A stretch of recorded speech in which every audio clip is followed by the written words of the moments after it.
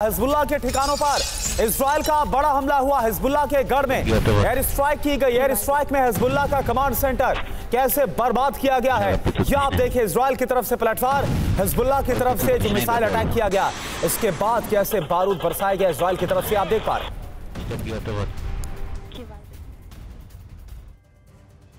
और लेबनान पर हमले के बाद नेतन्याहू का बयान, हिजबुल्लाह पर हमले से कहानी का अंत नहीं। हिजबुल्लाह के गढ़ में एयर स्ट्राइक से तबाही, ये कहा है नेतन्याहू ने। जल्द हिजबुल्लाह का अंत होगा, नेतन्याहू का बयान। तो इस हमले के बाद से नेतन्याहू ने कहा है कि हिजबुल्लाह का अंत होगा और हमले और होंगे, ये संकेत उन्होंने दिया है।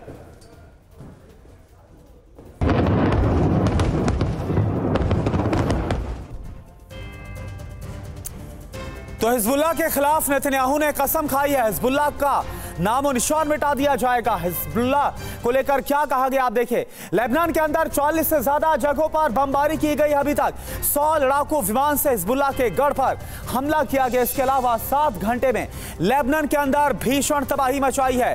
हिजबुल्लाह के रॉकेट और ड्रोन डिपो पर भी हमला किया गया। जल्द हिजबुल्लाह का काम तमाम होगा, यह बेंजामिन नेतन्याहू की तरफ से कहा गया। हिजबुल्लाह के अंत के साथ कहानी खत्म नहीं होगी, यह भी कहा गया। इजराइल के सभी दुश्मनों के खात्मे के साथ यह जंग खत्म होगी। तो कल के हिजबुल्लाह के हमले के बाद बेंजामिन नेतन्याहू काफी आग बबूला। और इजराइल के इन हमलों के बाद नसरल्लाह का बयान भी सामने आया है। वार्ता की वजह से कम किए थे हमले, अब तेल अवीव पर भीषण हमला होगा, यह कहा गया है। अब इजराइल देखेगा अपनी बर्बादी, नसरल्लाह की तरफ से बयान जारी किया गया है। चेतावनी दी गई है इजराइल को और कहा गया है कि वार्ता की वजह से हमले कम किए थे, लेकिन अब तेल अवीव यानी कि इजराइल अपनी बर्बादी देखेगा।